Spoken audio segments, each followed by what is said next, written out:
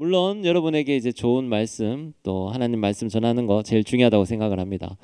그런데 이 말씀이 이제 제 삶을 통해 어떻게 나타났는지 여러분에게 인생의 선배로서 이야기하는 것도 참 괜찮겠다라는 생각이 들었어요. 하나님께서 저를 통해서 어떻게 역사를 해주셨는지, 그리고 저 또한 늘 승승장구 성공만 했던 게 아니잖아요. 실패와 아픔과 또 여러 가지 고민의 여러 문제들을 이제 쭉 여러분 때부터 지금까지 겪어오면서 그게 결국은 이 성경에 답이 다 있었구나라는 것을 깨달았다라는 것을 이제 여러분과 함께 한번 나눠보려고 합니다. 그래서 사실 제가 제 삶에 대해서 이야기 못한 부분들이 많이 있는데 오늘 이야기하면서 여러분과 좀 더 치밀하게 나눴으면 좋겠고, 제가 신방하면서 이제 가끔씩 이야기할 때가 있었는데 또 그렇게 신방 못하는 우리 청년들도 많이 있으니까 저와 여러분이 서로가 조금 더 깊이 이해되고 더 친밀해지는 그런 시간이 되었으면 좋겠어요. 여기 계신 분들은 어떤 분들은 이제 모태 신앙인 분들도 있고 또 나이가 들어서 또 주님을 만난 분들도 있을 겁니다. 저는 7살 때 저희 어머니가 제가 3남 1녀 중에 이제 막내로 태어났는데 우리 형들 때는 이제 가정이 그렇게 넉넉지가 못했어요. 어려웠어요. 예. 그러다가 이제 좀 가정 형편이 풀리고 난 후에 이제 제가 또 막내고 늦둥이다 보니까 이 막내는 유치원을 좀 보내고 싶은 거예요. 지금은 유치원이 다 당연한 거였지만 제 때는 그 유치원을 다 가지 못했습니다. 그런데 유치원이 사실 좀 비쌌어요. 그래서 어머니가 막 알아보다가 이 선교원, 교회에서 하는 유치원 있잖아요. 그래서 선교원이라고 했는데 거기는 좀 저렴한 거예요. 그럼 여기를 보내면 되겠다. 같은 유치원이니까 교회에서 운영한 것밖에 없지. 우리도 북부교회에서 유치원 그때 운영했었잖아요. 여기 우리 북부교회 유치원 출신 있지 않습니까? 손 한번 들어보세요. 네, 희정제. 북부교회 때 유치원이 있었어요. 지금 여기 넘어오면서 없는데. 그래서 그런 것처럼 저도 이제 교회 유치원을 다니려고 해야 되는데, 근데 문제는 뭐냐면 교회에 등록을 해야지 다닐 수 있는 거예요. 꼭 그 교회가 아니더라도 어떤 다른 교회의 교인인 게 증명이 되어야지 거기에 등록할 수 있다. 그래서 어머니가 집 근처에 있는 교회를 찾다가 이제 영남교회라는 곳에 등록을 하셨습니다. 작은 교회였어요. 한 200~300명 정도 있는 교회. 그래서 거기서부터 어머니와 제가 이제 신앙생활을 처음 시작했던 거예요. 그리고 유치원도 다니고. 그런데 교회 다니는 게 참 재밌었어요. 즐거웠고. 성탄절날 뭐 성극도 하고 또 성가대해서 뭐 합창제도 하고 뭐 밖에서 할 수 없는 것들, 그 학교에서는 할 수 없는 것들이 교회에서 너무 재밌는 거예요. 저는 또 남고 나왔는데 거기 가면 또 그 여자 후배들도 있고 누나들도 있고, 그러니까 이성을 만날 수 있는 공간이 거의 없었는데 저 때는 그 교회가 이제 그런 공간이었던 거죠. 기타도 배우고 또 피아노도 치고 또 뭐 성극도 하고 뭐 이러면서 아주 즐거운 시간을 교회에서 보냈습니다. 그러면서 말씀이 이제 가랑비에 옷 젖듯이 조금씩 젖어들기 시작했죠. 그래서 성경 이야기도 많이 듣게 되고. 여러분 요즘 아이들은 성경 이야기 어떻게 듣나요? 전도사님이 가서 이야기하면 밖에서 이제 PPT 그리고 또 영상들 막 이런 걸로 다윗과 골리앗 이야기, 뭐 다니엘 이야기 이런 거 막 하잖아요. 저희 때는 그거였어요. 부직포 이렇게 해가지고 그림 이렇게 그려진 거 있잖아요. 칠판에 딱 붙이면서 다윗과 골리앗이 싸웠어요. 이러면서 이렇게 막 몰맷돌을 던졌어요. 삐우 뭐 이러면서 이제 그 선생님들이, 그러니까 여러분 같은 청년들 또 저희 어머니 때 같은 그런 나이 많은 권사님들이 저를 가르쳐 주셨습니다. 근데 그때 화려한 영상이 없었어도 그 다윗과 골리앗의 이야기를 들으면서 가슴이 뛰었어요. 다니엘의 풀무불 이야기를 들으면서 야, 저기서 하나님께서 저렇게 구원해 주신다니 정말 대단하셔. 이런 막 가슴 뛰는 그런 일들이 있었습니다. 그만큼 말로 전해지는 스토리들이 큰 힘을 발휘했던 것 같아요. 그러면서 바울의 이야기도 듣게 되고 또 여러 가지 성경 이야기를 들으면서 이제 제 신앙이 자라기 시작했습니다. 그런데 이제 저희가 세례를 받잖아요. 여러분도 한 고등학교 1학년쯤 세례를 받죠.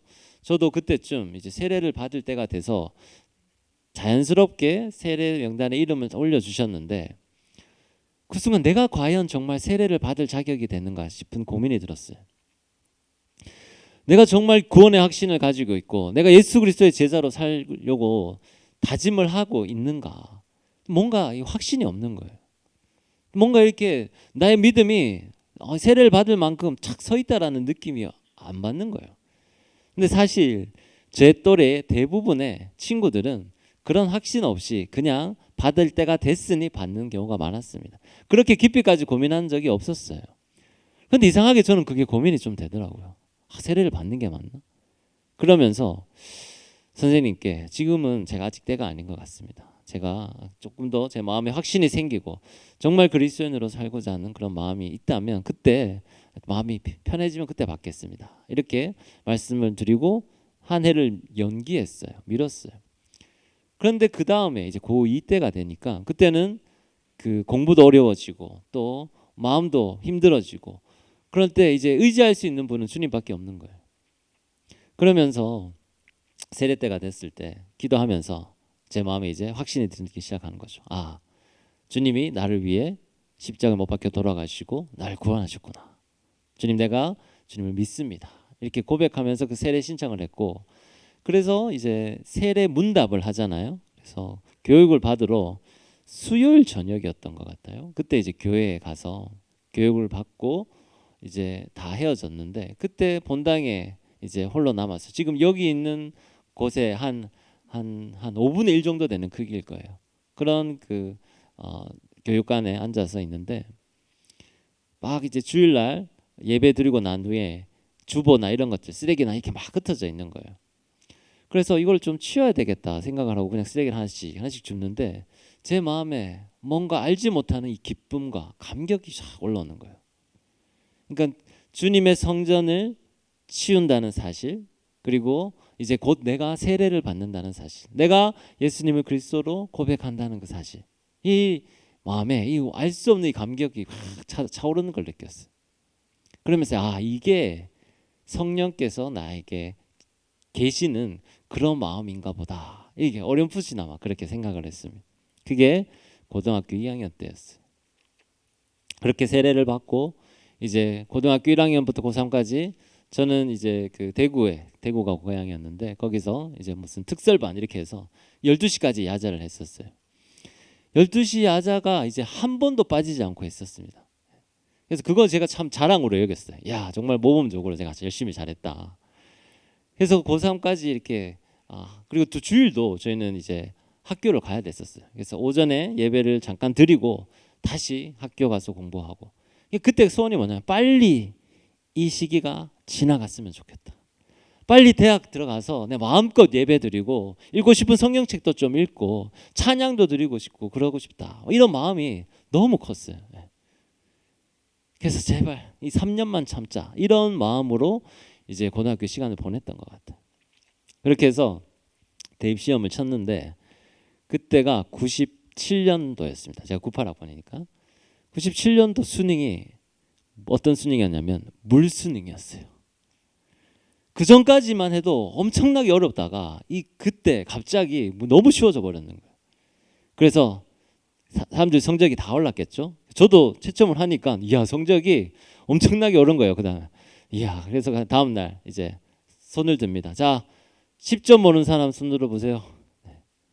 몇 명 없어요. 20점 오른 사람 손 들어보세요. 얼마 없어요. 30점 오른 사람 손 들어보세요. 제가 자신 있게 손 들었습니다. 몇 명 막 들더라고요. 50점 오른 사람 손 들어보세요. 두두두두 이렇게 막 드는 거예요. 나는 상대적으로 20점이 떨어진 거예요. 이야, 그렇게 해서 이제 수능, 저희 때는 여러분 때랑 입시 제도가 좀 달라서 일단 점수가 높아야지 유리했어요. 총점이 높아야지. 그래서 그 총점을 가지고 이제 눈치 싸움하면서 이제 내기 시작했던 거죠, 원서를. 그러면서 사실 제 목표는 의대를 가고 싶었습니다. 근데 뭐 의대는 택도 없고 그래서 낼 수 있었던 곳을 이제 몇 군데 냈어요. 그 중에 그래도 한 번이라도 의대를 내보기라도 하자 해서 부산에 있는 고신대 의대가 있었어요. 그때 한 번 내고 나머지 이제 서강대, 홍대, 그 다음에 경북대 이렇게 이렇게 세금들 냈어요. 그런데 요 의대 빼고 나머지 다 합격이 됐어요. 예. 자, 여러분 만약에 서강대와 그 홍대와 경북대가 합격했으면 어디를 갈까요? 서강대. 서강대. 다 서강대죠. 근데 여기서 우리의 그 뭔가요? 지역색 그리고 저의 좁은 이 시야, 제 주위에 있는 분들의 편협한 사고가 적용이 되면서 야, 서울대 연고대 아니면 그냥 경대가 최고지 이런 깜빡 속았어요 제가. 그래 맞아 뭐 서강대 무슨 서울대 연고대도 아닌데 무슨 이런 이제 마음들이 생기죠. 하지만 그래도 전 서울에 가고 싶은 거예요. 서울에. 그래서 아버지가 뭐 하고 싶은 대로 하라 그러더라고요. 가고 싶은 데 가라고. 어차피 부모님도 뭐 서울대 연고대 아니면 이제 더 이상 학교가 아니다 이런 생각이 있는 것 같아요. 그래서 아무데나 가라 가고 싶은데 이렇게 했는데 마침 그때 여러분 97년도에 우리나라에 무슨 일이 있었는지 아십니까? IMF가 터진 거예요. IMF가 11월 달에 터졌잖아요. 그러니까 저희 결과 나오고 나서 원서 다 쓰고 나서 IMF가 터진 거예요. 그러면서 이제 저희 아버지는 건축업 일을 하셨는데 여기도 타격을 받은 거예요. 그런데 저에게 하고 싶은 대로 하라고 말씀하셨어요. 그런데 제가 가만히 생각해 보니까 이제 서울에 가면 학비도 두세 배 비싸고 또 가면 거기서 또 생활비도 내야 되고 집도 구해야 되고 이렇게 생각하니까 지금 내가 할 수 있는 효도는 국립대 장학금 받고 가는 일밖에 없구나 이 생각이 들더라고요. 그리고 그래 서강대 뭐 스카이 아니면 경대가 낫지 이런 생각 있잖아요. 이것도 그래서 경북대를 간 거예요. 그래서 제가 나중에 신대원 가면서 서울에 가서 경대 나왔다 그러면 사람들이 경희대요 이러더라고요. 근데 우리 대구에서 우리 사는 사람이 얼마나 사고가 좁았냐면 경북대가 최고라고 생각을 한 거예요. 경북대가 이 대구에서만 그렇지 서울 가면 그냥 지방대 뿐이에요. 그런데 여기에 있는 사람들은 그래 뭐 대구나 경북에서는 경북대가 최고지 이런 생각으로 그 좋은 서강대를 포기하고 여기 간 거예요. 지금도 사실 후회가 돼요. 그런데 제가 서울에 갔으면 지금 이 자리에 있지 않았겠죠. 그때 시험을 망치고 나서 재수를 하면 되는데 재수할 힘이 없는 거예요. 내 에너지를 다 3년 동안 쏟아부어가지고 그러니까 도저히 재수 못하겠다. 그냥 점수 맞춰서 가야 되겠다. 이렇게 생각을 하고 갔는데 그때 제 인생의 첫 번째 어떻게 보면 실패였습니다. 내가 뭔가 내 뜻대로 잘 되지 않고 내 힘과 내 노력으로 이루어지지 않은 일들이 처음 생겼던 거죠. 그런데 그게 그 당시에는 실패고 좌절이었다고 생각했는데 아니었어요. 지금 지나고 보니까 그때 제가 이 대구에 남아 있었기 때문에 일어났던 일들이 새롭게 생겼던 거죠. 그렇게 학교 생활을 또 재밌게 했었습니다. 동아리 활동도 하고 거기서 뭐 관현악반 이렇게 해서 저는 뭐 색스폰도 배우고 뭐 불고 막 이렇게 재밌었어요. 군대를 갔습니다. 군대 갔다가 제대를 하고 왔는데 제대를 할 때쯤 이런 생각이 드는 거예요. 야, 내가 과연 지금 하나님 앞에 갔을 때 선다면 야, 난 네가 그렇게 살길 원하지 않았어. 이렇게 말씀하시면 어떡하지? 라는 생각이 드는 거예요. 태어나서 처음으로. 그러면 하나님의 뜻을 어떻게 하면 알 수 있을까? 하나님이 원하는 대로 살려면 어떻게 해야 될까? 이런 생각이 들기 시작하는 거예요. 근데 그때쯤 제 친구 한 명이 저에게 자기가 받고 있는 영성훈련을 소개해 줬어요. 지금으로 따지면 약간 예수전도단 훈련 같은 거예요. 그런데 예수전도단은 아니고 그냥 지역에 있는 소그룹 모임이었어요. 야, 여기서 배우면 하나님의 음성을 들을 수 있다. 이렇게 얘기하는 거예요. 제가 지금 고민하는 게 뭐였어요? 하나님의 뜻이 뭘까? 하나님의 음성이 뭘까? 고민하고 있었는데 그 친구가 딱 그렇게 얘기하니까 그거 나도 좀 배워볼래. 그래서 제대하자마자 그 친구가 배웠는 그 공동체에 같이 가서 영성훈련을 했습니다. 우리 주암산 기도원이라고 있어요. 대구에 보면.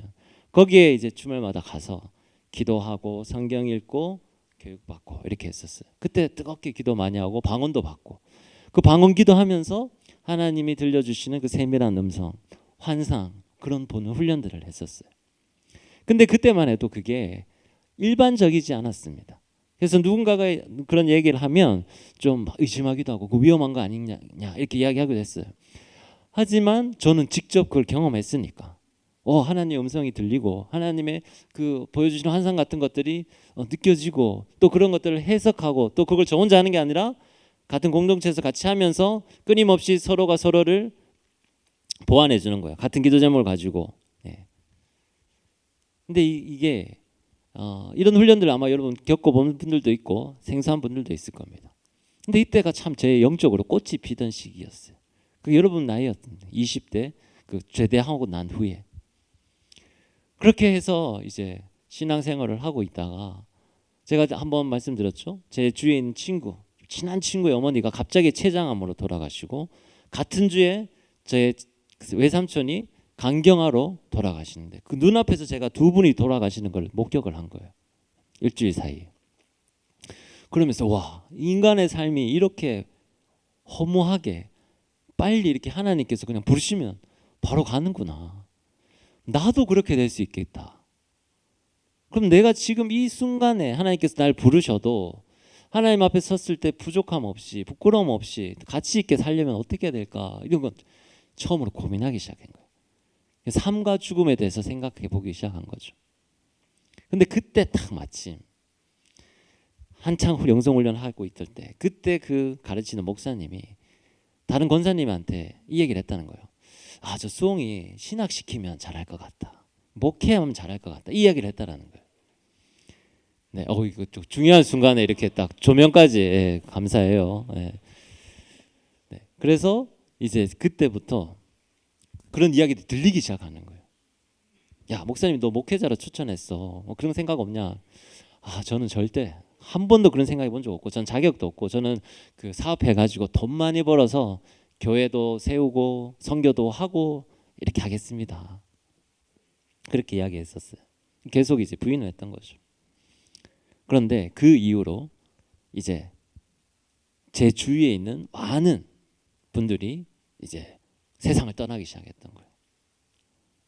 제 친한 후배는 갑자기 그 양악 수술을 하고 난 후에 우울증이 와가지고 그 마음의 병 때문에 혼자 안타까운 목숨을 잃기도 하고 또 어떤 그 선배는 열심히 공부해가지고 한의대 갔는데 6년 공부하고 마치고 시험 치려고 하는데 쓰러졌더니 보니까 뇌종양이에요.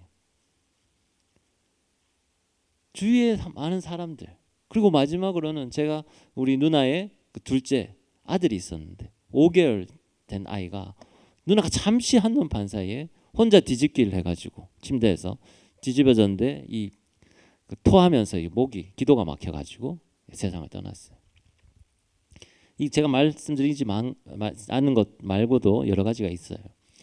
그러니까 이 짧은 시간에 이런 여러 죽음들을 겪게 되니까 이게 뭔가 제 탓 같은 거예요. 내가 하나님 뜻에 순종하지 않으니까 하나님이 지금 이 목회자의 길로 나를 이끌어 가시려고 하는데 제가 여기 순종하지 않으니까 자꾸 이런 일들이 생기는 것 같은 그런 막 느낌이 들어요. 그러면서 이제 제 마음속에 어떻게 두려움 때문이 아니라 이 길을 더 이상 피할 수가 없구나 생각을 하고 이제 목회자의 길로 가기 위해 준비를 하기 시작했습니다. 이제 신대원 네 이제 가게 된 거죠. 근데 그때 당시만 해도 신대원이 딱 시험이 두 가지였어요. 성경과 영어 두 과목이었어요. 성경 100점, 영어 100점. 근데 그때 영어 시험이 뭐냐면 탭스였어요. 여러분 탭스 아나요? 서울대에서 만든 그 탭스? 그거 엄청 어렵거든요. 근데 저한테는 뭐가 불리하냐면 성경이 불리했어요. 성경은 공부를 오래 한 사람이 유리하게 돼 있어요. 외우는 거니까 다. 그래서 그걸 어느 정도 외웠냐면 성경 149절인데 이걸 토시 하나라도 틀리면 그날 그 해는 떨어졌다고 생각하면 되는 거예요. 그 다음에 성경을 이렇게 툭 해서 뭐 예를 들면 다니엘 6장 이러면 다니엘 6장 무슨 내용 딱 이렇게 이야기할 수 있을 정도로 그 정도로 공부를 해야 됐었어요. 그때 그렇게 공부했어요. 그때. 근데 이제 지금 다 까먹었어요 제가. 근데 그때는 정말 그 정도로 공부를 했거든요. 예. 그래서 그때 막 경쟁률이 5대 1 많이 올라갈 때는 막 6대 10대 1까지도 막 올라가고 그래서 뭐 재수, 삼수, 사수 이렇게 하는 사람들이 많았어요. 그런데 그때 제가 이제 대학교 4년 동안 또 계속 그 전공 공부를 하고 하면서 하나님께서 이 신대원 시험 칠 때 그때는 탭스 성적표를 내는 게 아니라 거기 가서 그 날에 시험을 치는 거였거든요. 그래서 그때 성적이 잘 나와야지 하는 거였어요. 근데 다행히 우리가 공부 뭐가 약하나요? 이 듣기 말하기가 약하잖아요. 그거는 빼고 어휘, 독해 뭐 이런 것들, 문법 이런 것들만 시험 쳤어요. 그 저한테는 유리한 거였죠. 왜냐하면 수능 공부 그렇게 많이 했었으니까. 그래서 성경은 약한데 영어는 강한, 이제 제 성적 구조가 그렇게 됐던 거죠. 근데 그 해 어떻게 됐을까요? 성경이 어렵게 나온 거예요. 성경이 어렵게 나오면 어떤 건가요? 네. 공부를 많이 한 사람이 적게 한 사람이나 다 성적이 떨어지는 거잖아요. 그러니까 영어 성적이 상대적으로 좋은 제가 합격을 하게 된 거예요. 수능은 물수능이어서 제가 실패를 했잖아요. 근데 장신대 그 시험이 어려워지면서 제가 오히려 유리하게 합격을 하게 된 거예요. 그러면서 이 순간순간의 어떤 결과, 이게 중요한 게 아니라 그냥 내가 무엇은 일이든 계속 꾸준하게 열심히 하면 하나님께서 알아서 쓰신다라는 것을 그때 깨닫게 됐어요. 제가 만약에 대학교 때 공부를 열심히 하지 않았더라면, 고등학교 때 공부를 열심히 하지 않았더라면 그 장신대 들어가기 위한 그 탭스 시험 성적 못 해가지고 몇 년 동안 재수를 했을 거예요. 아마. 그런 것들을 하나님께서는 꾸준하게 다 쓰신다라는 것을 깨닫게 됐습니다. 그렇게 장신대를 들어가고 이제 사역을 시작했는데 안타까운 소식이 들렸어요. 그게 뭐냐면 바로 우리 제가 배웠던 그 영성훈련 배웠던 그 공동체가 이제 교회도 세우고 그렇게 해서 인원이 많이 모였는데 이 하나님의 음성을 계속 듣는다고 하다 보니까, 자 여러분, 누군가는 잘 듣는 사람이 있고 또 누군가는 이게 잘 안 듣는 사람도 있을 수 있잖아요. 그런데 너무 잘 듣는 사람이 있으면 어떻게 될까요? 다른 사람들이 그 사람에게 물어보게 될 수도 있잖아요. 하나님, 이런 문제에 대해서 어떻게 생각해요? 그러면서 이 소수의 사람들에게 이 사람들이 의존하기 시작하고 그 사람들이 점점 신격화되기 시작하는 거예요. 그러면서 이 교회 점점 문제와 이제 말들이 생기기 시작하는. 그러면서 약간 이단 시비도 받게 되고 노예에서 조사도 하게 되고 막 자꾸 말들이 일어나니까. 그래서 저는 이제 서울에 있지만 이런 이야기들이 계속 들리는 거예요. 그러면서 결국은 마지막에 이 공동체가 깨어져 버렸어요. 그때 제가 생각하게 된 거죠. 나는 분명히 저 공동체에서 훈련받아서 그때 하나님의 음성을 듣고 이 목회를 하게 됐는데, 그러면 그 음성은 진짜였나 가짜였나? 그걸 진짜로 믿었던 사람들이 그러면 다 잘 돼야 되는데 그게 아니라 이 공동체가 깨져버렸잖아요. 제 이야기는 처음 하는 거예요, 여러분에게. 그러니까 제 신앙의 정체성, 제가 목회를 하게 된 그분에 대한 정체성에 또 혼란이 오기 시작한 거예요. 그러면서 방황을 좀 했습니다.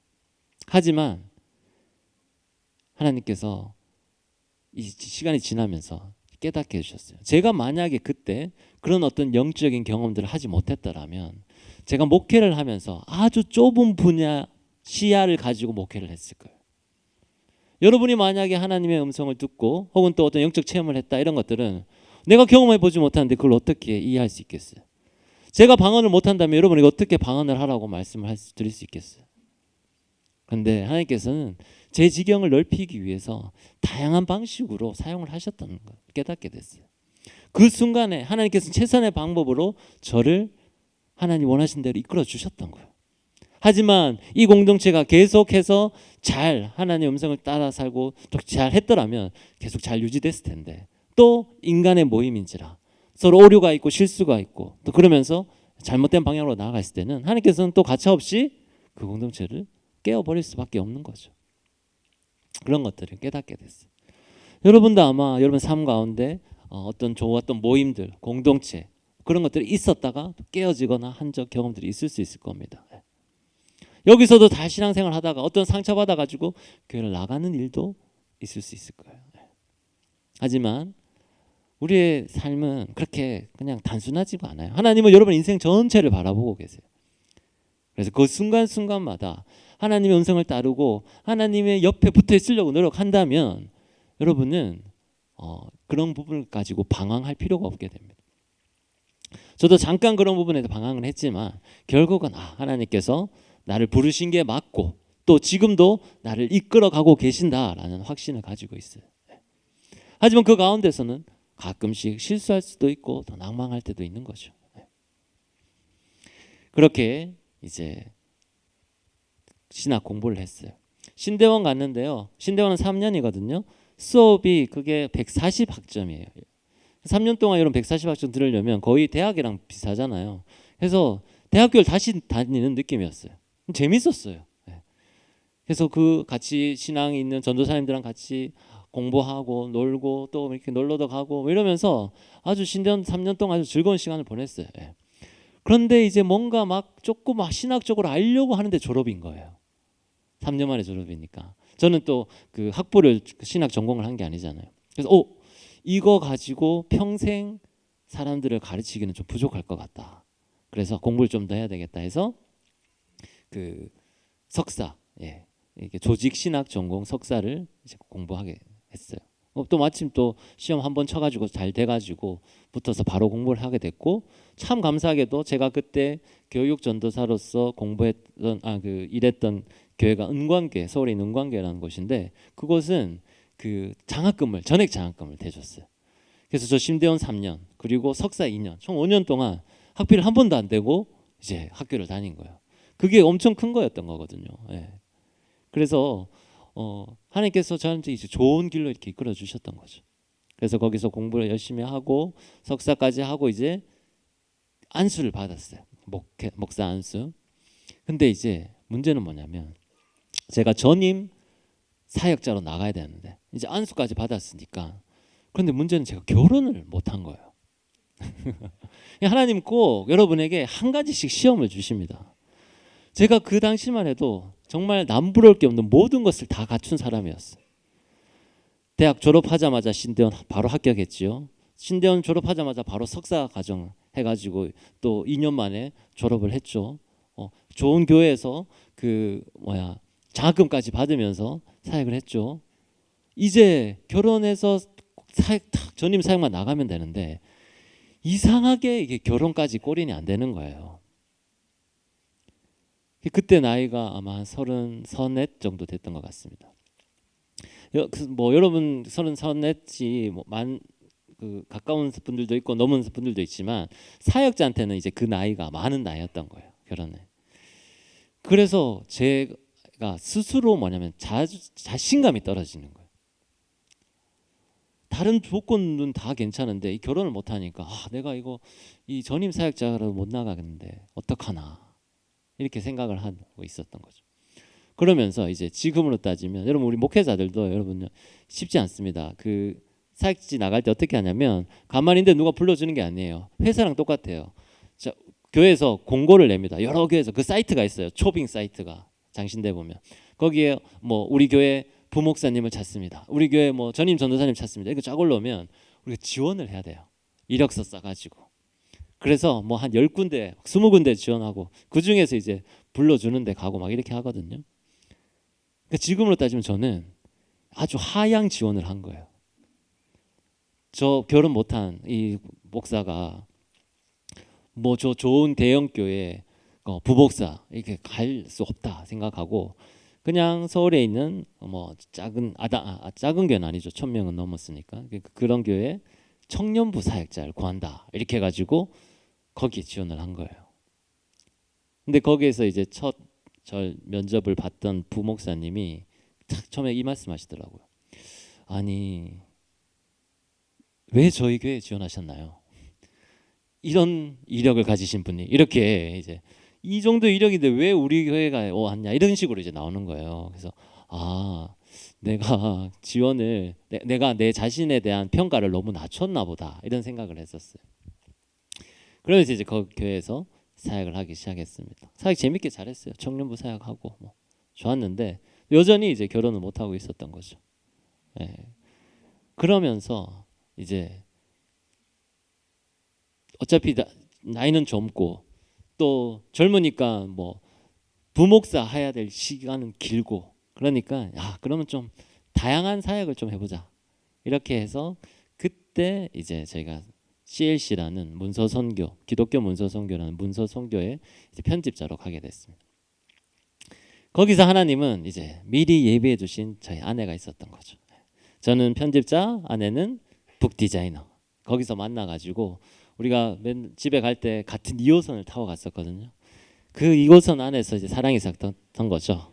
가면서 우리 박주인님 저보다 직급도 높았어요. 저보다 먼저 와가지고 뭐 밥이나 같이 먹을까요? 이러면서 이렇게 참 아리따운 여인이 있는데 이 여인이 결혼을 했는지 뭐 나이는 얼마인지 잘 모르겠는 거예요. 그런데 이제 시간이 지나면서 결혼 안 했고 나이가 다행히 저보다 많지는 않고 동갑이고 그런데 남자친구는 없고 그런데 저는 목사로서가 아니라 거기선 그냥 다 회사원 같은 개념이거든요. 그냥 김송이라는 남자로서의 모습을 보여주게 된 거죠. 그분도 그래요. 이게 제가 그동안 알았던 거죠. 왜 내가 결혼을 못했는지. 제 목사라는 신분 때문이었어요. 예. 목사는 신분이니까 어떻게 해요? 저는 가면을 쓰고 있었던 거예요. 누굴 만나도. 그리고 이분들은 저에 대해서 기준치가 높아요. 목사니까. 그래서 누군가를 만나면 제가 가면을 벗으면 어떻게 되나요? 이분이 보기에 기준치에 모자라니까 안 되고. 그럼 제가 계속 가면을 쓰고 있으면 어떡하나요? 거룩하고 멋있고 이렇게 한 모습만 붙이고 있으면 내가 피곤해서 지쳐서 못 만나는 거예요. 그런데 거기에서 가서는 내 남자 김송으로서 그냥 있는 그대로 모습을 보여주게 됐고 이분도 저를 목사로서 기대를 전혀 하지 않았던 거예요. 예. 본인 그리고 제 아내 동생이 목사였어요. 그래서 너무 잘 아는 거죠. 예. 그렇게 해서 이제 하나님께서 여기서 만나게 해주시려고 이렇게 하셨구나, 인도하셨구나 하는 걸 그때 깨닫게 됐어요. 여러분 아직도 가면을 쓰고 있다면 빨리 벗으시기 바래요. 예. 그리고 내 백마탄 왕자 이런 생각하지 마시고 그냥 현실적으로 생각을 하시기 바래요. 예. 그러다 보면 가까운 곳에 누군가가 있습니다. 그리고 지금 나는 결혼 못할 것 같아. 또 난 결혼 또 난 연애도 한번 못해본 모태솔로 자신감 떨어지고 뭐 이런 거 있잖아요. 전혀 상관없어요. 자신감을 가지세요, 여러분. 예. 여러분, 그래서 그런 부분들을 이제 결혼하기 위한 조건. 첫 번째가 바로 나 있는 모습을 그대로 보여줘야 된다. 제가 계속 여러분에게 이야기 많이 했잖아요. 막 자기를 멋있게 꾸미려고 하면 또 자기가 더 좋게 보이려고 하면 나중에 가까워졌을 때 자기 진짜 모습이 나오잖아요. 그러면 그때 잘 틀어지게 되는 거예요. 그러니까 처음부터 있는 그들의 모습을 보여주고 또 그들의 모습을 받아들이는 그런 이제 훈련들을 지금부터 해야 합니다. 그 훈련하기가 딱 좋은 곳이 어디예요? 교회잖아요. 계속 잘 보이고 만나고 뭐 꾸미려고 해도 잘 안 꾸며지잖아요. 그래서 그런 이제 하나님께서 분명히 여러분에게도 어떤 짝의 만남이 있을 거예요. 이렇게 결혼하고 난 후에 이제 서울 생활이 좀 지겨워지더라고요. 너무 복잡하고 제가 아침마다 2호선 타고 가면 진짜 그거 있잖아요. 사람이 탁 붙어 있어요. 지하철에서. 한 날은 이렇게 한 고등학생이 제 밑에 이렇게 딱 붙어서 있는데 그 입으로 숨 쉬면 좀 이렇게 그렇잖아요. 그래서 이제 코로 이렇게 숨을 막 뛰어가지고 이렇게 왔으니까 이 키 요만한 애가 제 밑에 있었어요. 그러더니 고개 들면서 콧바람 겁나 세.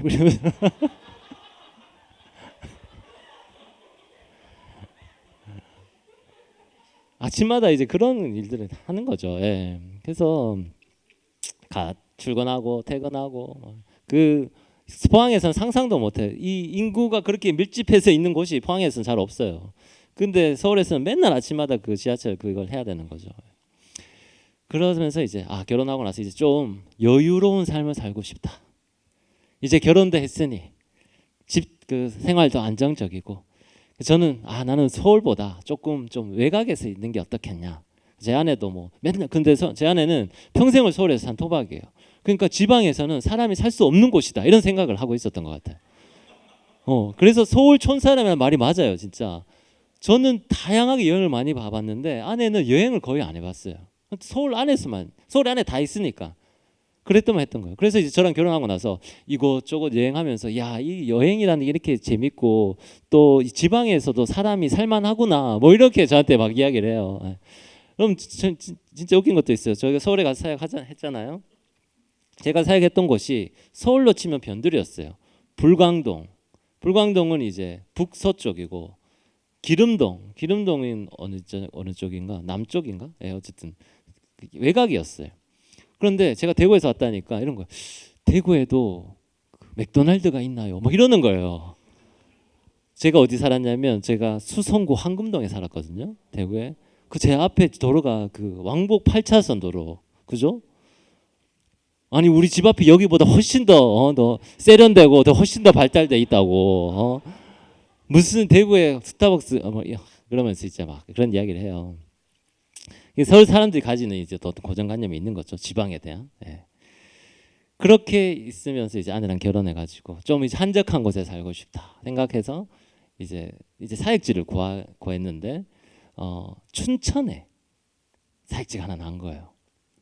그럼 제 시 때 유명한 노래가 하나 있습니다. 춘천 가는 기차는 내 마음을 설레게 해 5월의 첫사랑이 아무도 공감을 못 해주시네. 네, 우리 황 목사님께서만 미소를 띠고 계시네. 춘천 가는 기차라는 엄청나게 유명한 노래가 있었어요. 예. 그러니까 춘천은 약간 낭만의 도시, 남이섬 이렇게 있는 거. 그래도 겨울 연가 여러분 아시나요? 예, 겨울 연가가 남이섬에서 했잖아요.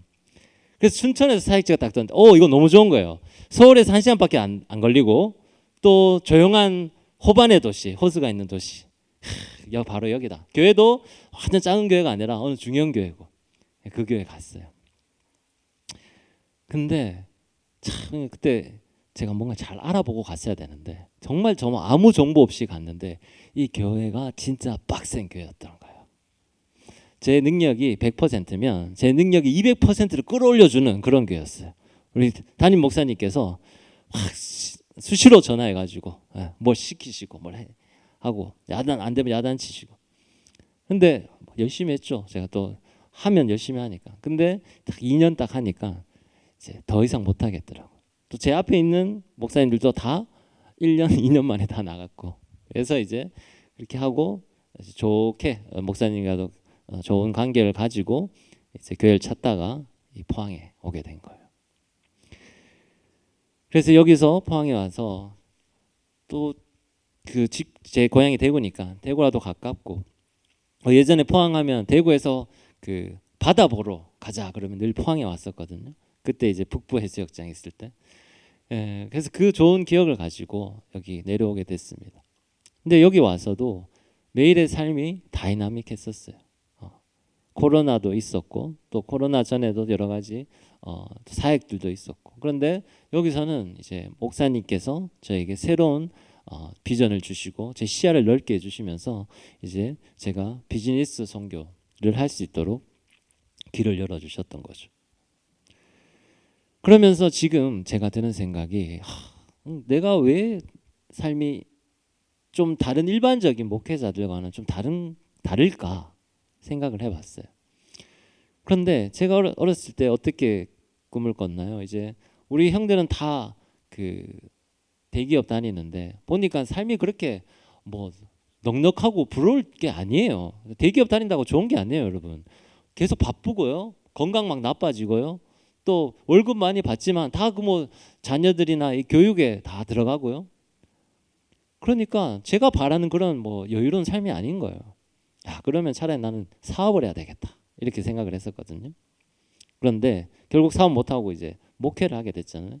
목회를 하다가도 또 출판이라는 전혀 생각지도 않은 곳에서 일하게 됐고 또 아내 북 디자이너를 만나게 돼서 편집자 북 디자이너 있으면 책을 만들 수 있잖아요. 그래서 출판사를 차리게 되고 출판사 하다가 이제 12 마운틴즈라는 이제 지역을 살리고 마을을 살리는 이 지역 소멸이라는 이 엄청난 이슈, 이 큰 이슈를 이제 한번 대안을 제시해 보고자 목회자로서 이제 이 일을 하게 되는 거죠. 저희 어머니는 사실 저를 보면서 걱정을 많이 하십니다. 왜냐하면 어머니가 봐왔던 일반적인 목회자와 다르거든요. 일반적인 목사들은 어떤가요? 이제 부교육자고 이제 지금쯤 나이쯤 되면 이제 담임으로 가야 되는 시기가 왔는데, 그러면 좋은 교회 담임으로 가서 꼭 목회를 하면 좋겠는데, 이상하게 아들은 그렇게 하지 않고 갑자기 뭐 회사를 세웠다느니 누구를 고용했다느니 신문에 나왔는데 이게 김수홍 목사가 아니라 갑자기 김수홍 대표로 나온다느니 뭐 이렇게 하니까 어머니도 이게 뭔지, 이게 맞는 길인지, 그러니까 아들이 열심히 한다니까 응원은 해주지만 걱정은 있으신 거예요. 근데 저는 사실 지금 제가 있으면서 하나님께서 저에게 다 부어주셨다고 생각을 해요. 하나님은 정말 내가 하고 싶은 거 다 하게 하시는구나. 문서 선교하고 싶어 하니까 책 거기 가서 선교할 수 있도록 하고, 또 이 경험을 살려서 출판사를 직접 경험하게 만들고, 예전에 사업을 하고 싶다고 한 생각 드니까 사업을 하게 됐고, 그런데 제가 이 사업을 하는 게 돈 많이 벌어가지고 교회 헌금 많이 하려고 했는데 죽음을 계속 경험하다 보니까 그 욕심이 싹 사라졌어요. 이거 물질 아무 의미가 없다라는 걸 깨닫게 됐어요. 여러분에게 오늘 100억이 있다고 생각해 보세요. 근데 하나님께서 야 오늘 밤에 난 네 영혼 데려갈래, 이러면 그 100억이 무슨 소용이 있어요? 그것들을 계속 경험하게 되니까 물질에 대한 욕심이 없어요. 지금 비즈니스를 한다 하지만 돈은 그냥 수단일 뿐인 거예요. 돈이 많으면 기업이 커지고 더 많은 고용을 일으킬 수 있는 수단인 거지, 그걸 가지고 내가 뭘 호의호식 누리겠다는 마음은 전혀 없어요. 그러니까 욕심을 버리고 비즈니스를 할 수 있게 되고, 그러니까 자유로운 거예요. 뭐 매출이 좀 일어나지 않고 좀 잘 안 된다 하더라도 상관없는 거예요. 그렇게 저를 만들어주신 하나님은 제 삶 가운데서 그냥 쭉 모든 것을 잘 되게 만드신 게 아니라 어떨 때는 뭔가 좋은 일이 있을 때도 있고 어떤 때는 나쁜 일이 있을 때도 있고, 이런 것들을 계속 경험하게 하면서 저를 빚어가셨다라는 것을 깨닫게 됐어요. 제가 신혼집은 신림동이었는데 그 반지하 그 전세 6천만 원짜리였어요. 대출 받아가지고 냄새 올라오고 막 그 습기가 많아가지고 막 문틀이 썩고 이런데도 그때 아내랑 같이 페인트 칠하고 집 꾸미고 하면서 살았던 그 짧은 몇 개월 동안이 제 결혼 생활 중에 가장 행복한 시기였어요. 우리가 뭘 가졌냐, 이게 우리의 행복을 결정하는 게 아닙니다. 가장 힘들고 어렸던 시기, 제가 뭐 결혼을 못 해가지고 제가 갈 수 있는 그런 어떤 사역을 못 하고 어쩔 수 없이 이 출판사에서 일해야 됐을 때, 그 시기 가장 저의 힘든 시기에 하나님은 제 아내를 만들고자 하는 계획을 하고 계셨던 거예요. 때로는 제가 승승장구해서 교회에서 인정받고 이거 사역 잘한다 이렇게 칭찬받을 때 있었잖아요. 근데 그때 또 한순간에 무너뜨리셔요. 그것도 아주 작은 오해로. 그렇기 때문에 우리의 삶은요, 높아지든 낮아지든 상관없이 하나님께서 우리의 삶을 알아서 빚어서 가고 있다라는 것을 제가 깨닫게 됐습니다. 이번의 주제가 킹덤 패밀리, 킹덤 비즈니스잖아요. 이 킹덤 패밀리, 킹덤 비즈니스에도 동일한 법칙이 적용이 돼요. 오늘 이제 여러분에게 말씀과 나누면서 이 킹덤 패밀리, 킹덤 비즈니스를 여러분 한번 적용을 해보려고 합니다. 고린도후서 6장 한번 볼까요? 네, 고린도서 6장 4절에서 10절까지 말씀. 이 말씀을 보면서 이제 제가 직접 경험했던 이 삶을 가지고 성경을 통해 어떻게 이야기를 하는지 여러분과 함께 나눠보려고 해요. 고린도후서 6장 4절에서 10절 말씀 우리 함께 한번 저와 여러분이 한 절씩 교독하도록 하겠습니다. 오직 모든 일에 하나님의 일꾼으로 자천하여 많이 견디는 것과 환난과 궁핍과 고난과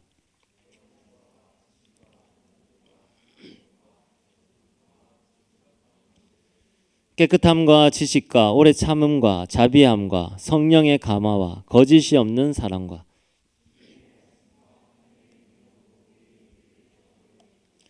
영광과 욕됨으로 그러했으며 악한 이름과 아름다운 이름으로 그러했으니라.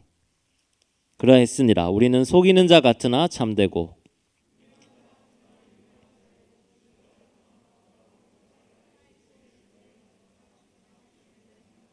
함께 있습니다. 근심하는 자 같으나 항상 기뻐하고 가난한 자 같으나 많은 사람을 부유하게 하고 아무것도 없는 자 같으나 모든 것을 가진 자로다. 아멘. 아멘.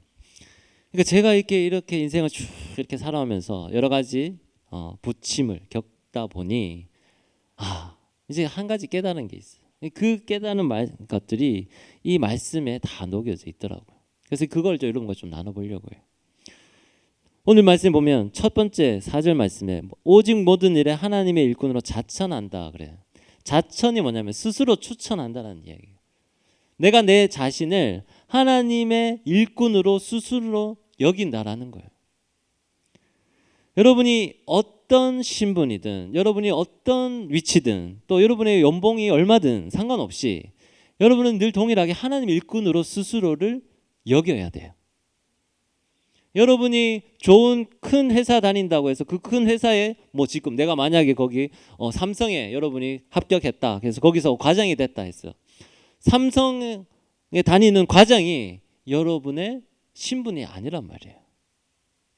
여러분이 공부 열심히 해가 잘해가지고 의사가 됐다. 그러면 그 의사가 여러분을 규정짓는 신분이 아니란 말이에요. 우리의 신분은 뭐냐? 하나님의 일꾼이라는 거예요. 여러분이 스스로를 내가 하나님의 일꾼으로 스스로 모든 상황 속에서 추천하는 삶이 되어야 돼요. 그러면 지치지가 않습니다. 그러면 일관돼요. 어디서든. 바울이 그랬었어요.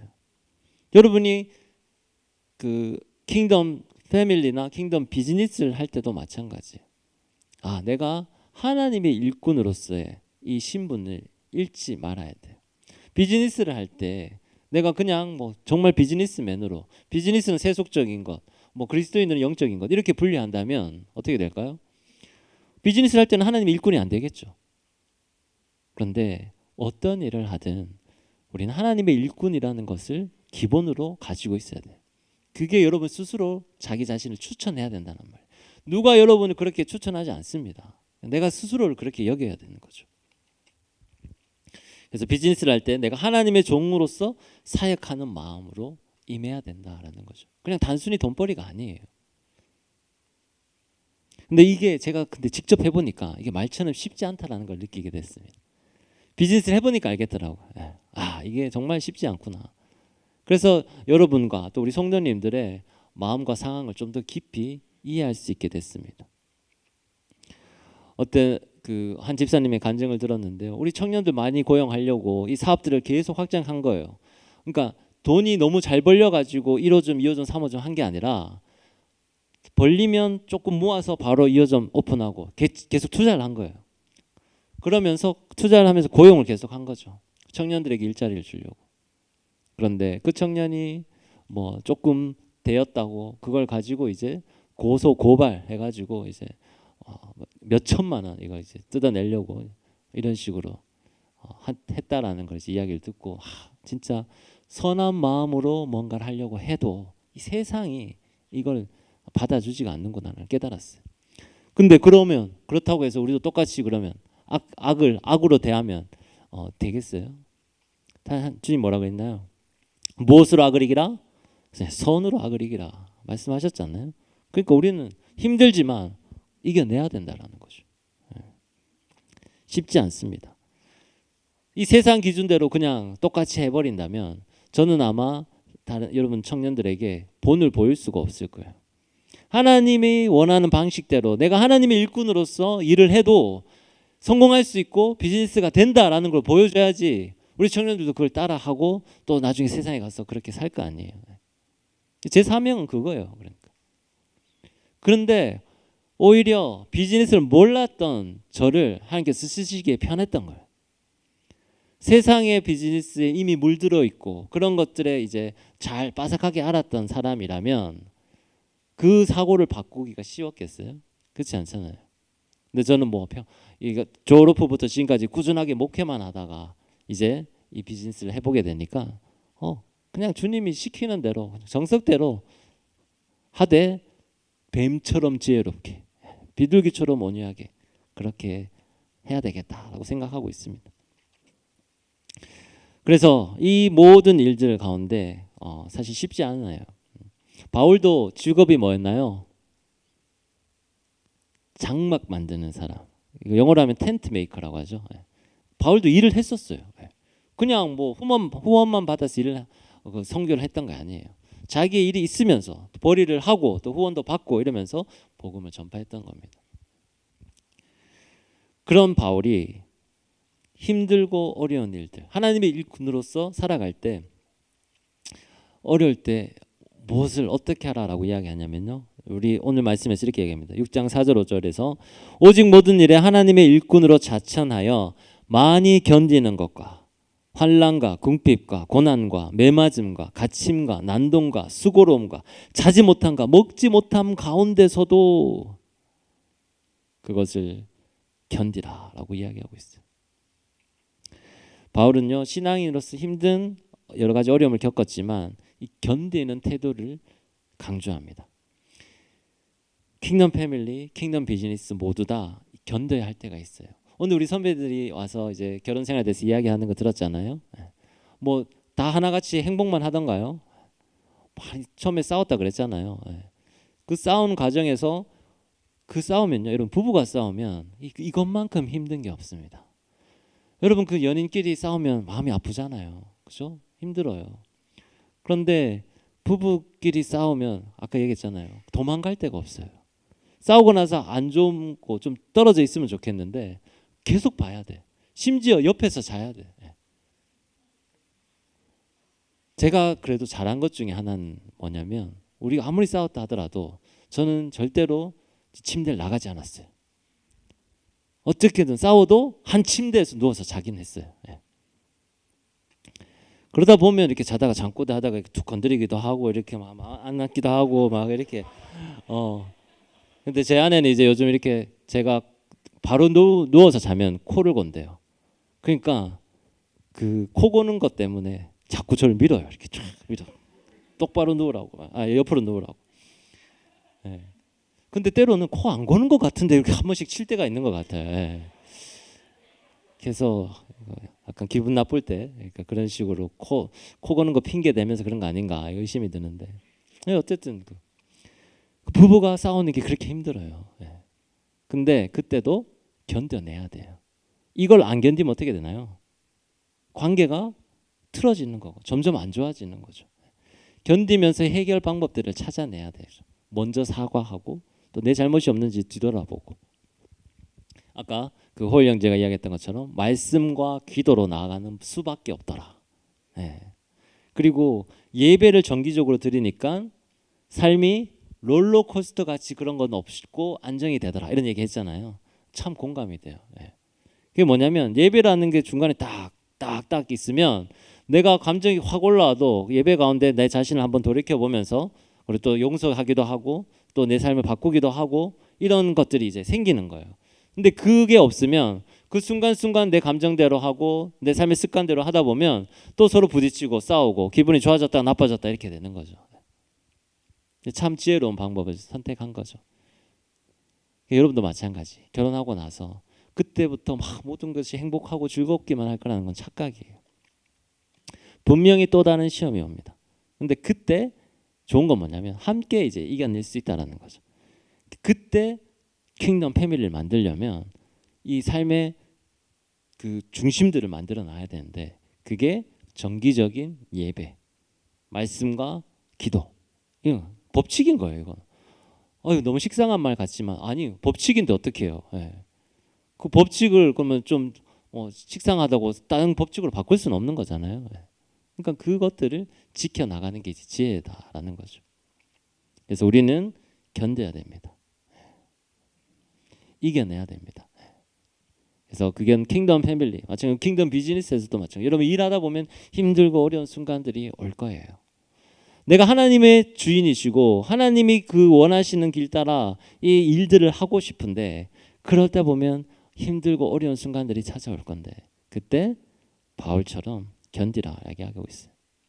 바울은 환난, 궁핍, 고난, 매맞음 뭐 이런 것들 여러 가지를 당했지만 견뎌냈다라고 이야기하고 있습니다. 그래서 첫 번째 바로 모든 일에 하나님의 종으로서 스스로 일꾼으로서 자천하고 그 하나님의 일꾼이기 때문에 내 모든 아픔과 어려움 속에서 잘 견뎌내라.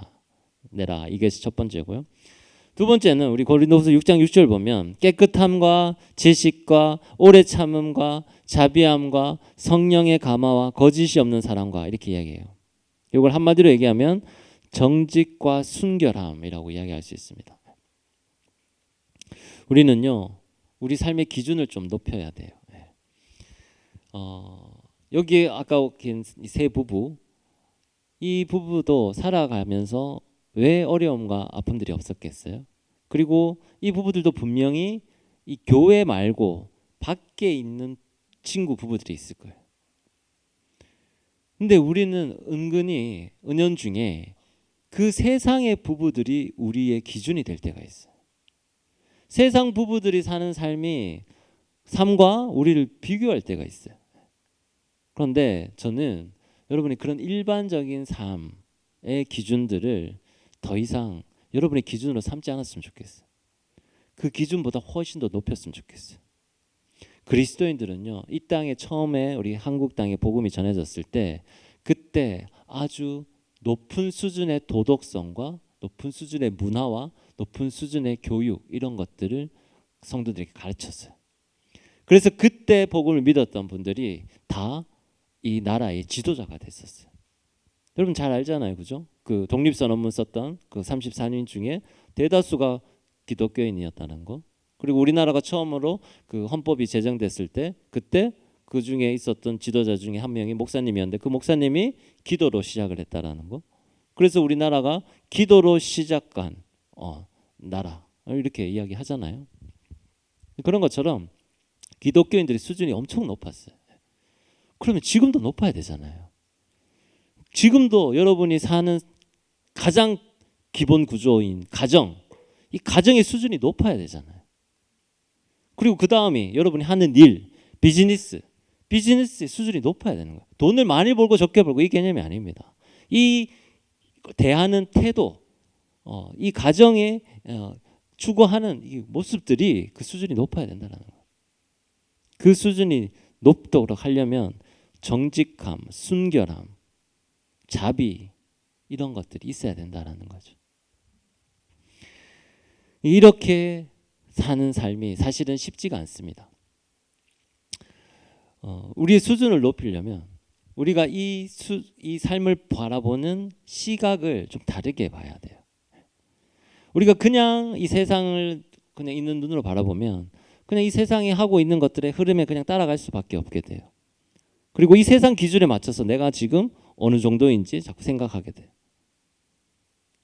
그런데 이제 그런 육적인 세상에 넘어서서 이제 영적인 것까지 한번 바라본다라고 생각을 합시다. 우리는 어떤 영적인 존재잖아요, 사실.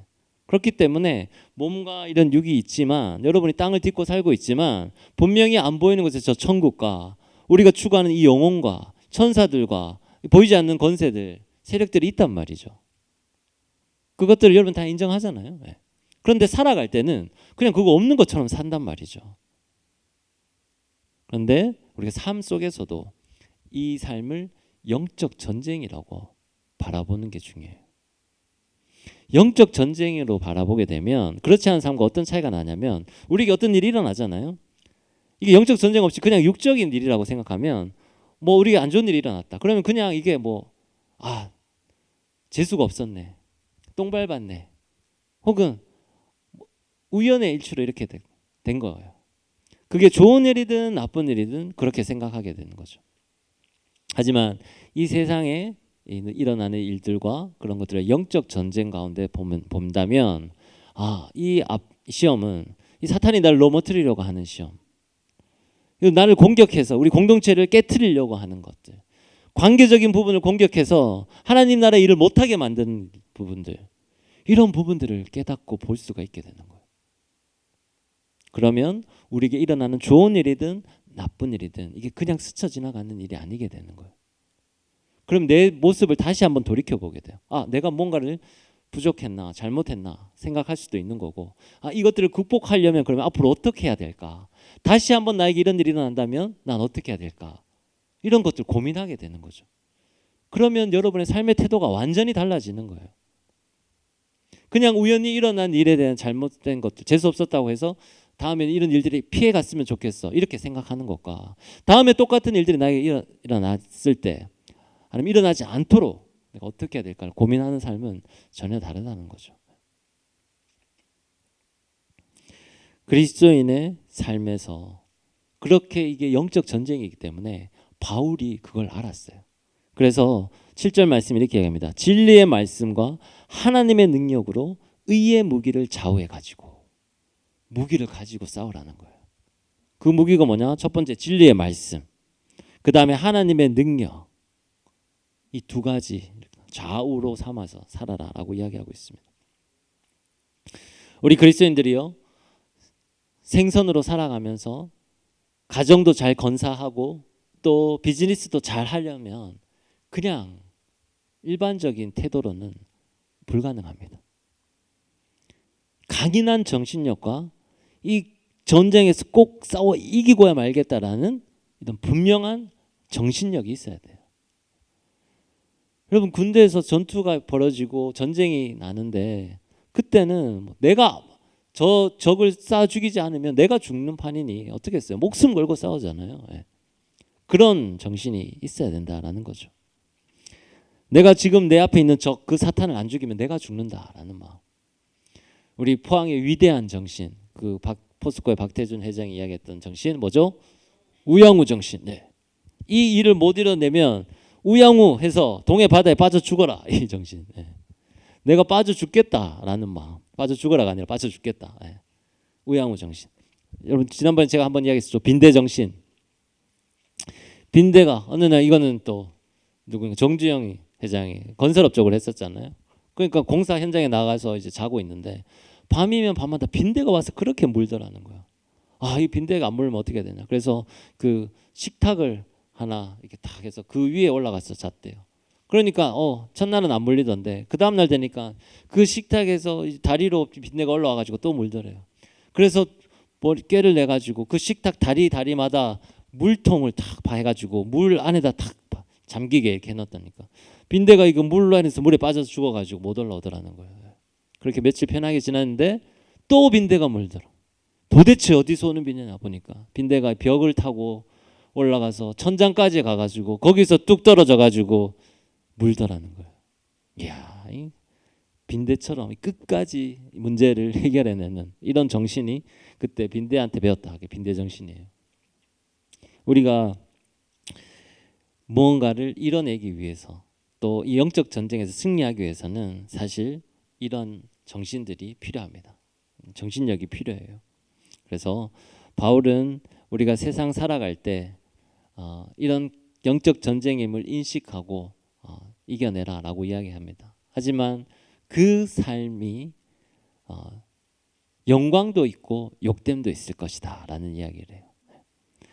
6절 8절 보면 이렇게 이야기합니다.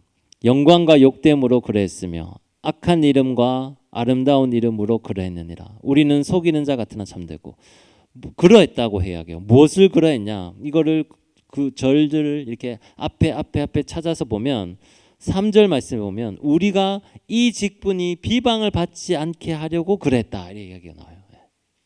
이 직분이 뭔가요? 그리스도 하나님의 일꾼. 여러분이 하나님의 일꾼으로 살아가면서 비방받지 않기 위해서는 어떻게 영광을 받을 때도 거짓 없는 사랑으로 오래 참음과 깨끗함으로 살아야 되고 또 욕을 얻어 먹을 때도 깨끗함과 오래 참음과 자비함과 거짓 없는 사랑으로 일을 해야 된다라는 거예요. 여러분이 하나님의 일꾼으로서 살아가는데 모든 세상 사람들이 여러분을 지켜보고 있잖아요.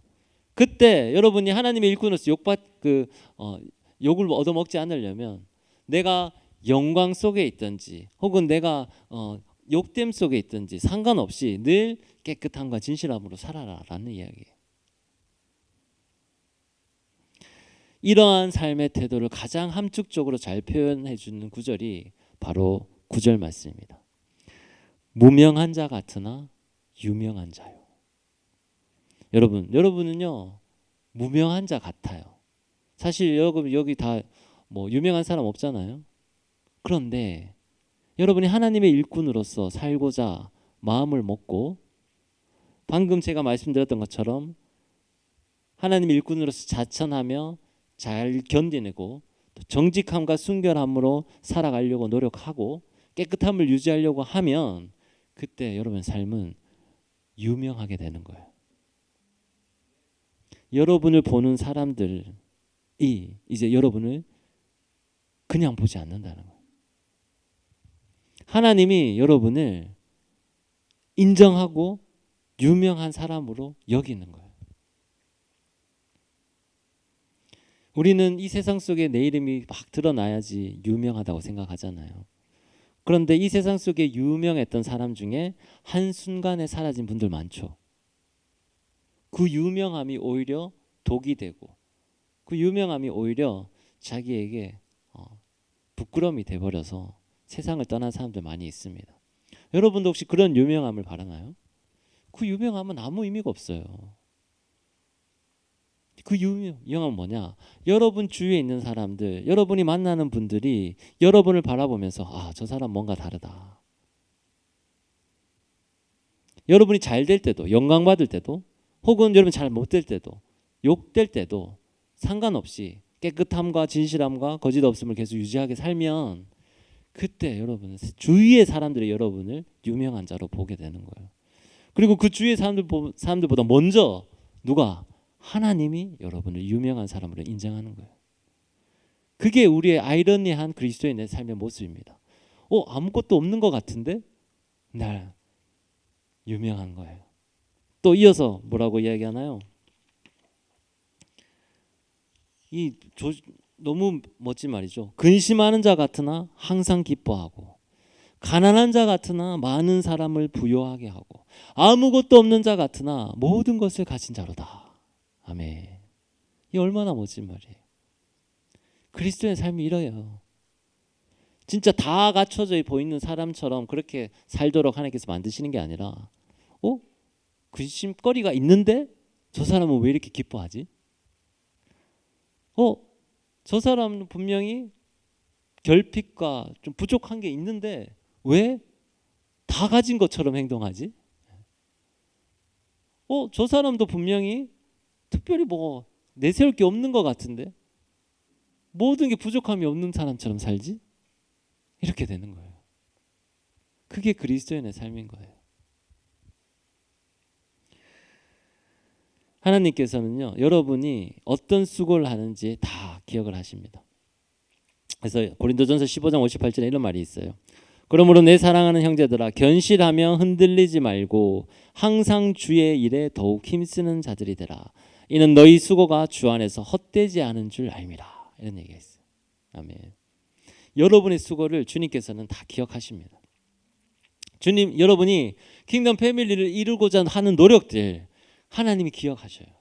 여러분이 킹덤 비즈니스로 하기 위해서 사회에서 노력하는 것들을 주님께서는 기억하신다는 말이에요. 그 수고가 헛되지 않게 하겠다라고 말씀하십니다. 우리가 이걸 기억해야 돼요. 제가 12 마운틴즈 하면서 우리 같이 일하는 청년들에게 계속 강조하는 게 있습니다. 직원이라고 생각하지 마라. 직원이라고 생각하면 내 8시간 하루 일하고 그 8시간만큼 버는 돈 여기만 생각하게 되는 거잖아요. 내가 1시간 더 일했으면 그거만큼 더 받고 어떻게 하면 또 빨간 날을 더 많은 빨간 날이 기다리고 지고. 근데 제가 대표가 돼 보니까 알겠더라고요. 사장님은요 빨간 날을 싫어해요. 빨간 날 일을 해서 돈을 벌어야 되는데 빨간 날 직원들이 쉬니까 이 사업체적으로는 안 좋은 거예요. 내가 왜 이 대표의 마음이 그렇구나라는 걸 알게 됐어요. 그런데 여러분이 만약 직원이지만 대표의 마인드를 가진다면 이 회사가 어떻게 될까요? 이 회사가 잘 되기 위해서 아이디어를 내고 더 시간을 노력하고 자기 시간을 더 쓰는데 아까워하지 않고 빨간 날 기다리는 게 아니라 월요일을 기다리고 이렇게 되지 않을까요? 근데 이게 모든 일에 그렇게 되기가 쉽지 않아요. 특히 대기업 같은 경우에서는 엄청난 그 기업에 아주 작은 부속품 같은 일을 하고 있잖아요. 그러면서 이런 마인드가 가지기가 쉽지 않아요. 예. 하지만 이제 우리 뭐 12 마운틴즈는 아주 작은 기업이고 속속들이 서로 다 알고 있고 어떤 방향으로 나아가고 있는지를 아니까 이제 그런 마인드를 계속 심어주려고 하고 있습니다. 네가 사장이고 네가 이 기업의 CEO다라는, 그러니까 스스로 잘 되기 위해서 노력해보자. 예. 그래서 저는 뭐 그 휴가 1년에 15일 드리거든요. 근데 15일 얼마만큼 썼는지 체크 안 합니다. 네가 알아서 쉬어라. 뭐 그러면 하루 더 쉴 수도 있고 하루 덜 쉴 수도 있겠죠. 근데 진짜 본인이 사장이란 마음이 든다면 그 15일을 하나하나 다 세워가지고 내가 이거 쉬었는지 안 쉬었는지 이렇게 하지 않을 거예요. 예. 필요할 때 쉬고 아닐 때 쓰는 거겠죠. 예. 그런 것처럼 모든 회사 그렇게 할 수는 없지만 우리의 마인드에는 그런 내가 주인이고 내가 사장이다라는 마인드가 필요한 거예요. 예. 그리고 그 킹덤 비즈니스, 결국 킹덤 비즈니스가 하는 핵심 뭔가요? 이 비즈니스의 주인이 하나님이다라는 거거든요. 예. 그 하나님이 주인이라면 어떻게 되나요? 그 하나님의 직속 명령을 받고 있는 내가 주인 정신을 가지고 일을 해야 될 거 아니에요. 예. 근데 내가 막 사꾼처럼 일을 하면서 하나님이 왕이다라고 이야기할 수가 없는 거예요. 그래서 그 킹덤 비즈니스를 위해 노력하는 사람들을 하나님은 잊지 않으신다, 기억하신다. 그 수고를 이야기하고 있어요. 패밀리 마찬가지요. 하나님이 아담과 하와를 만드셨잖아요. 아담이 하와를 보고 나서 이는 내 뼈 중에 뼈요 살 중에 살이라 아꼈어요. 사랑했어요. 근데 어떻게 됐나요? 사탄이 틈타는 바람에 선악과를 따먹고 가정이 해체되게 생겼어요. 서로가 서로를 탓하고 있어요. 그런데 그때 주님께서는 가죽옷을 입히시면서 이 부끄러움을 감추시고 그래도 이 가정이 유지되도록 만들어 주셨어요. 그러면서 결국 아담과 하와가 서로를 용서하고 서로 계속 사랑할 수 있는 그 가장 기본적인 구조가 가정이 되도록 만들었고 그 가정이 계속 잘 이어질 수 있도록 하나님은 그걸 원하십니다. 근데 그걸 그렇게 하도록 하기 위해서 노력하는 사람들에게 하나님은 그 가정을 그냥 내버려 두지 않는다는 거예요. 그 가정이 가끔 실수도 하고 또 서로 싸우기도 하고 또 가끔은 상처를 주기도 하지만 그럼에도 불구하고 가정을 통해서 복이 계속 흘러갈 수 있도록 만든다는 거예요. 우리 자녀들을 통해 주님은 우리 복을 흘려보낼 거고 여러분의 자녀들을 통해서 여러분이 누리는 그 복들을 또 흘려보내실 거예요. 그러려면 킹덤 패밀리가 되도록 노력을 해야 된다라는 거예요. 그 개념 없이 그냥 똑같이 세상 사람들이 사는 대로 하면 우리는 세상 사람들의 기준에 웃고 울게 되는 거예요. 그러면 그 복이 흘러가지가 않습니다. 그래서 우리가 이제 배워야 될 것, 오늘 다짐해야 될 것은 바로 이거예요. 근심하는 자 같으나 항상 기뻐하고 가난한 자 같으나 많은 사람을 부유하게 하고 아무것도 없는 자 같으나 모든 것을 가진 자로다. 아멘. 그러니까 우리 여러분 삶이 이러한 삶이 되기를 소망합니다. 이러한 삶을 보여주는 결국 또 가장 명확한 증거는 기쁨이에요. 근심하는 자 같은 항상 기뻐하고 그렇게 하잖아요. 기쁨으로 시작됩니다. 그 도천리에 제가 그 지난번에 이제 행사가 있어서 한번 갔었는데요. 거기 계신 어르신들 중에 94살 어르신이 있었어요. 94세죠.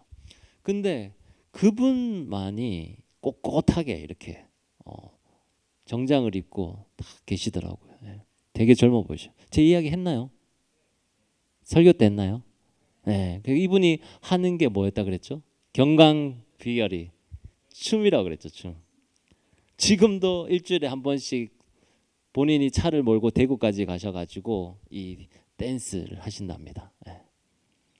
그러니까 그냥 춤을 춰도 이렇게 건강한데 우리가 하나님 앞에 영적인 춤을 추고 또 기뻐하게 된다면 이 영과 육이 얼마나 건강해지겠어요. 그러니까 오늘도 우리가 찬양하고 기도하고 할 때 주님 앞에 기쁘게 춤췄으면 좋겠어요. 오늘도 제가 또 너무 기뻤던 우리 새로 생긴 댄스팀, 볼 때마다 기쁘고 좋습니다. 그리고 댄스팀 혹시 이름이 있나요? 이름. 네?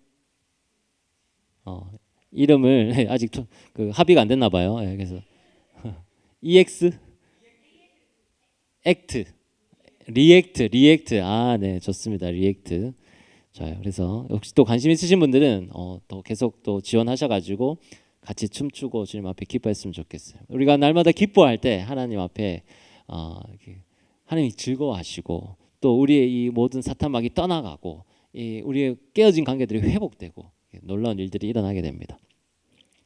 그 기쁨이 우리의 삶 가운데 가장 기본이 됐으면 좋겠고요. 또 여러분은 가난한 자 같지만 전혀 아니에요. 여러분은 이미 다른 사람을 위해 희생하고 부유하게 하는 사람이라는 것을 잊지 마시기 바랍니다. 아무것도 없는 것 같지만 아니에요. 여러분은 이미 받을 것을 다 받았어요. 저도 마찬가지. 주님 나 이것 없고 저것 없고 이렇게 생각하면 한도 끝도 없어요.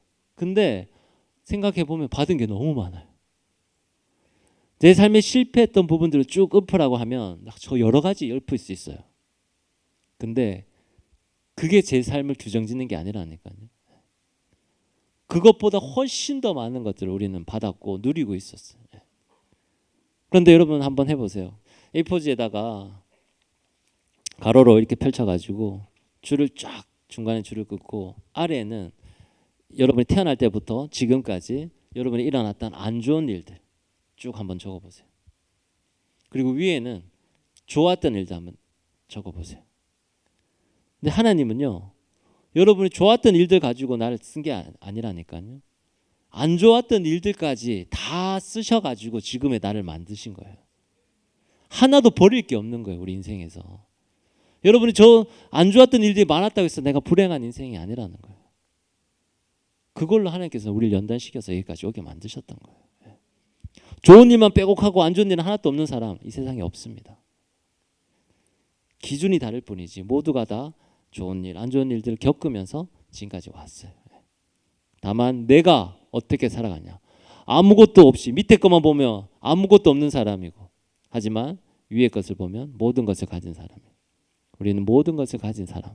하나님께서는 이 모든 것들을 사용하셔서 나를 지금 만드셨다라는 것을 잊지 마시고 이제 이 말씀 고린도후서 6장 말씀을 여러분 기억하면서 이 말씀 속에서 어떤 환경 속에서도 바울처럼 흔들리지 않는 믿음 가지고 여러분의 가정과 일들 가운데서 승리하는 삶을 살아가시길 바랍니다. 네, 기도하겠습니다. 하나님 아버지, 우리가 하는 모든 일이 하나님의 영광을 위한 일이 되기를 소망합니다. 주님, 우리의 가정들이 하나님이 만드신 가장 아름다운 가장 작은 단위 그 속에서 진정으로 하나님의 사랑을 느끼고 체험하고 실천하기를 소망합니다. 주님, 우리가 삶 속에 정직과 사랑을 실천하게 하여 주시고 어떤 환경 속에서도 주님을 신뢰하며 살아가게 도와 주시옵소서. 그래, 여기 있는 모든 청년들이 킹덤 패밀리, 킹덤 비즈니스를 이뤄내는 귀한 역사가 일어날 수 있도록 축복하여 주시옵소서. 예수 그리스도 이름으로 기도드리옵나이다. 아멘.